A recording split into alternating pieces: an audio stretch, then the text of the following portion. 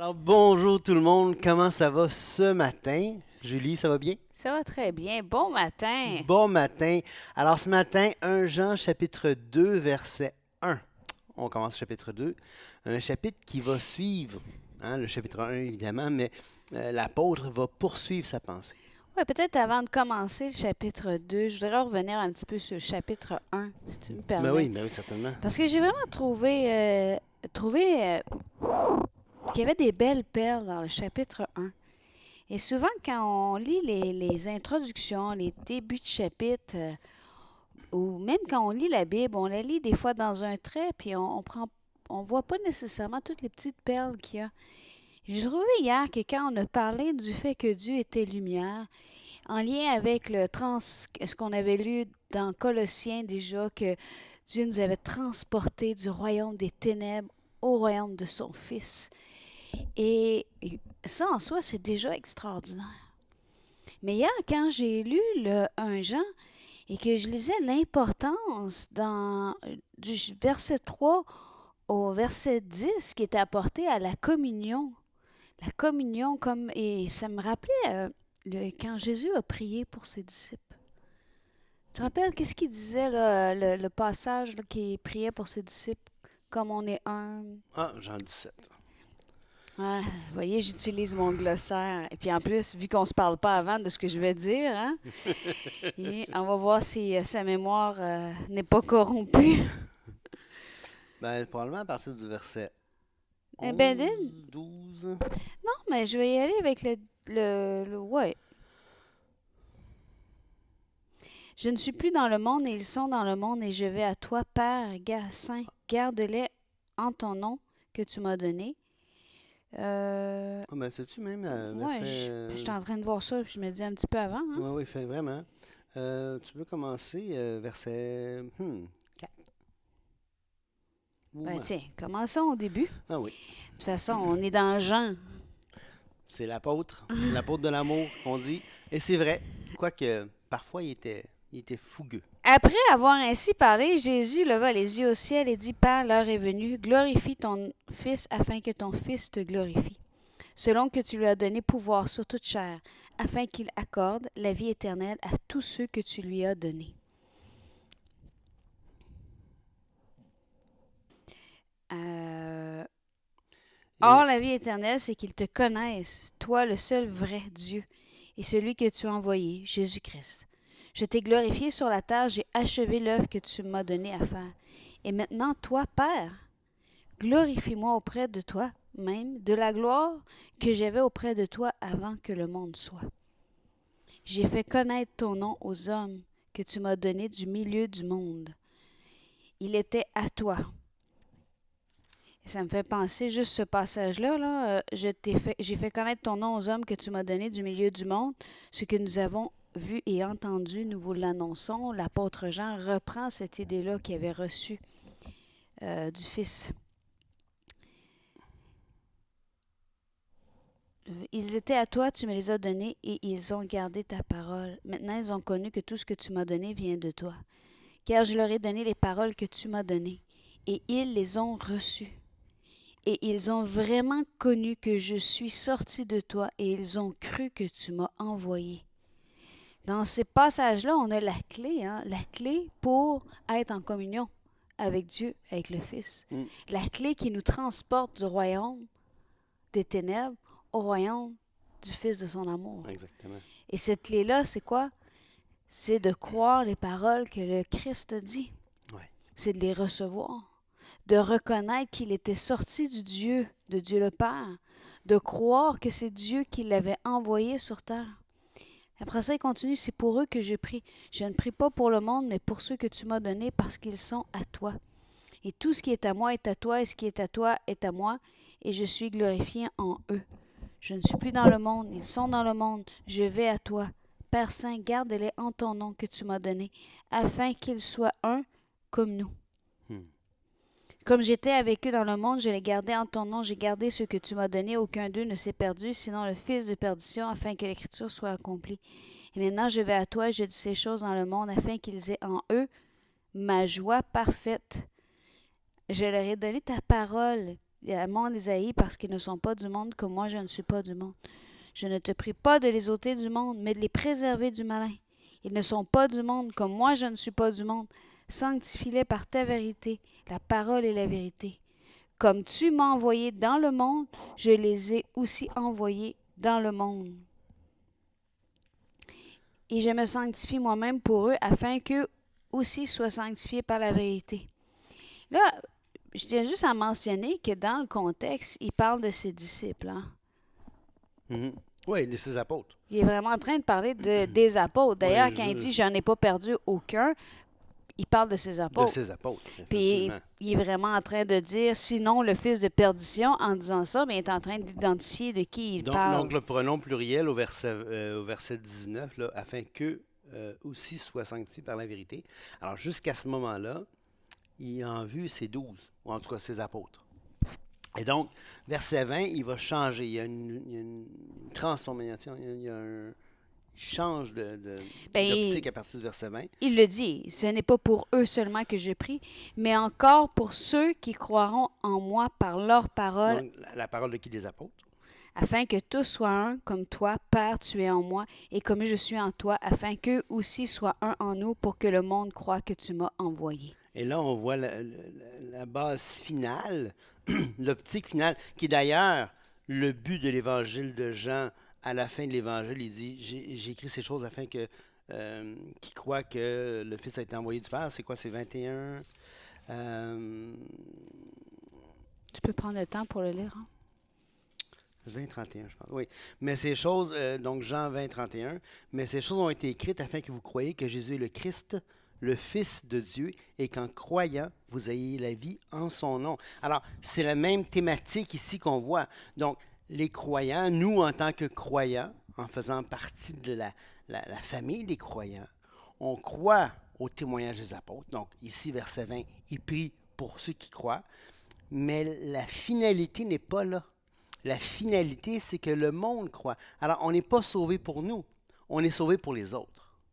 Pour que les autres, pour inviter l'autre à la communion des saints dans la lumière. Hein?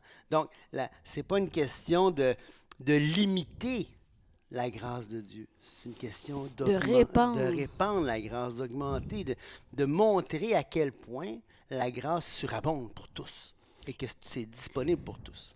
Et c'est extraordinaire parce qu'ensuite, ça continue. Je leur ai donné la gloire que tu m'as donnée afin qu'ils soient comme nous sommes un, moi en eux et toi en moi, afin qu'ils soient parfaitement un et que le monde connaisse que tu m'as envoyé, que tu les as aimés comme tu m'as aimé.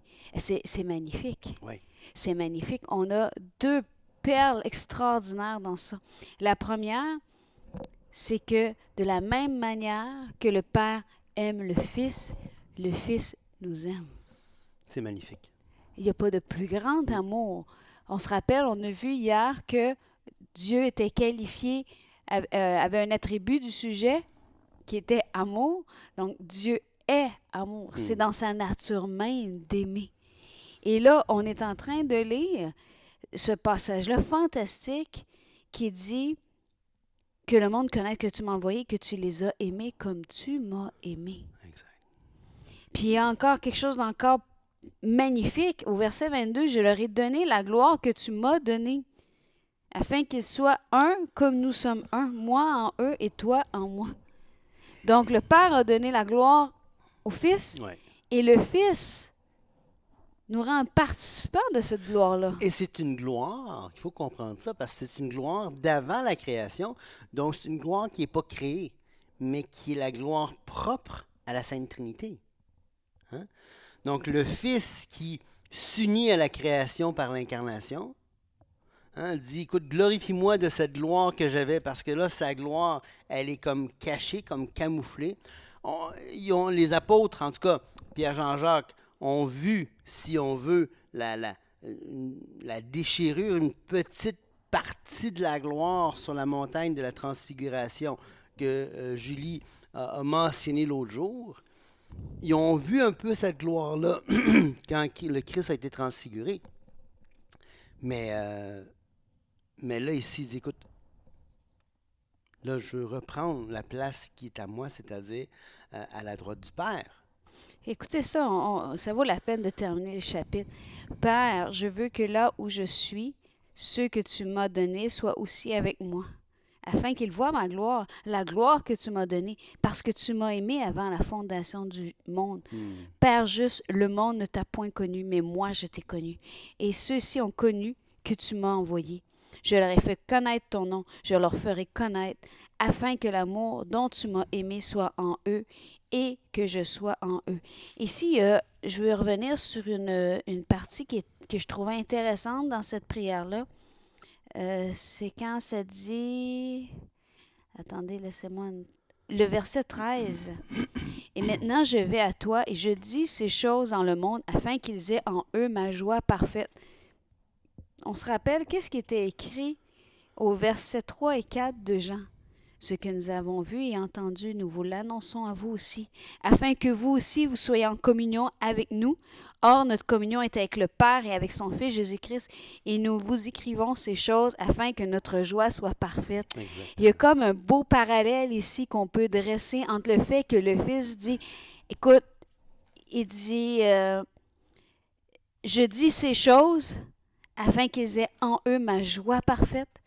Et l'apôtre Jean veut répandre ces choses afin que sa joie soit parfaite. Exactement. Oui. Il y a- c'est un privilège de pouvoir partager qui est Jésus-Christ et l'impact qu'il peut avoir dans chacune de nos vies. Je trouve que ces passages-là, voir ça, comprendre l'apôtre qui va qui est en train d'écrire cette épître-là, je trouve que ça nous montre vraiment encore plus son cœur, puis l'importance hein, du texte de 1 Jean. Il y a une anecdote qui m'est revenue sur l'amour, parce que tout à l'heure j'ai mentionné que Jean était l'apôtre de l'amour. Et il y a une anecdote assez intéressante, ça. Je vous disais qu'il était fougueux. Il y a, je pense que c'est Irénée de Lyon, l'auteur, père de l'Église, qui a été, si je me souviens bien, disciple lui-même de l'apôtre Jean, qui raconte qu'un jour, Jean était à la piscine, il était dans les bains publics, et là, il voit un gars qui s'appelle Cérinthe. Cérinthe, c'est un docète, comme un gnostique. On a parlé des gnostiques dans notre série sur Colossiens, un proto-gnostique. Et Jean, il était comme irrité, parce qu'oubliez pas, dans un Jean, on va le voir plus loin, il parle il dit, faut pas nier que le Fils est venu dans la chair. Et justement, Cérinthe niait que le Fils était venu dans la chair. Et beaucoup pensent que Jean, quand il écrit ça, il fait référence à Cérinthe. Et Irénée il raconte au sujet de Jean que quand Jean était à la piscine, en tout cas dans les mains publics, il voit Cérinthe rentrer. Il était à Éphèse, je pense. Puis il voit Cérinthe rentrer, et là, il part en courant, il sort et dit sauvons-nous. Il dit ça va peut-être s'écrouler parce qu'il y a Cérinthe qui est là. Il n'aimait pas Cérinthe. L'apôtre de l'amour était vraiment intense, parce que. Mais il était intransigeant envers la source de son amour. Exactement. Il ne fallait pas défigurer Dieu, il ne fallait pas défigurer qui le Christ était. Qui le Christ était, effectivement. Et d'ailleurs, on a lu tout ce passage-là, puis là, on pourrait dire, oui, mais on pourrait-tu parler de 1 Jean, parce que si on est dans les 1 Jean. Mais écoutez bien ce que ça commence, dans le 1 Jean 2. Mes petits enfants, je vous écris ces choses afin que vous ne péchiez point. Et si quelqu'un a péché, nous avons un avocat auprès du Père, Jésus-Christ le juste. Le même qui a prié le Père. Le même qui priait le Père, qui disait, comme tu m'as aimé, je les aime. Ouais. Il y a Augustin qui dit, et honnêtement, Julien est un témoin, Augustin, je ne suis pas un fan d'Augustin, mettons.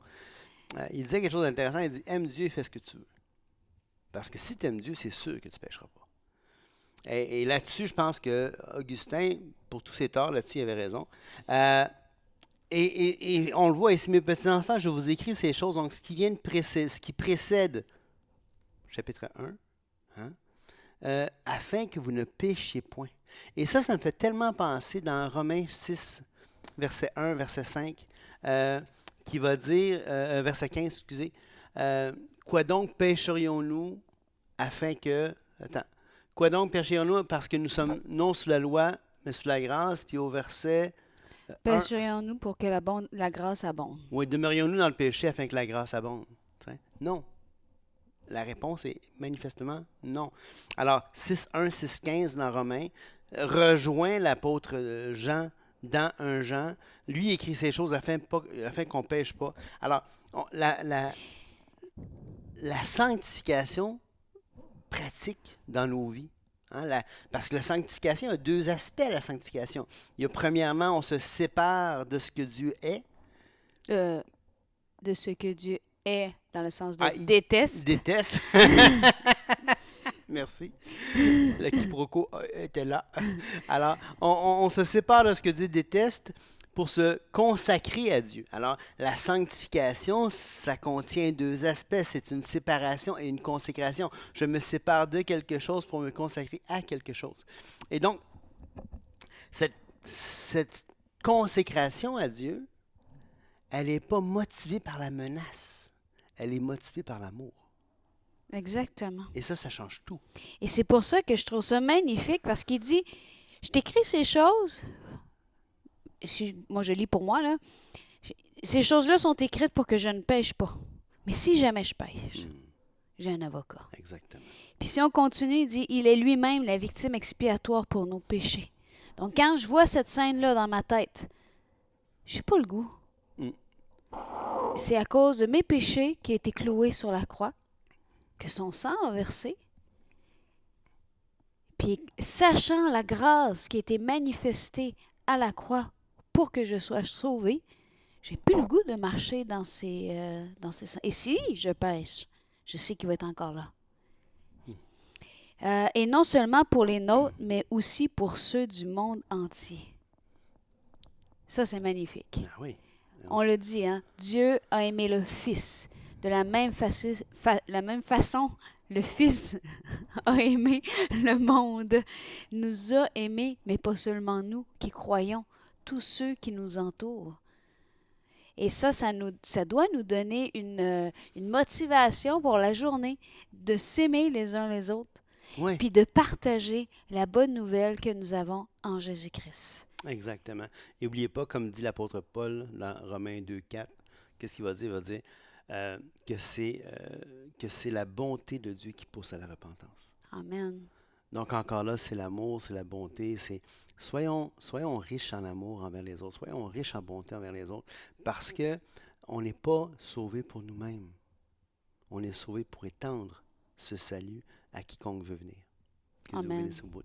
Au revoir. Soyez bénis.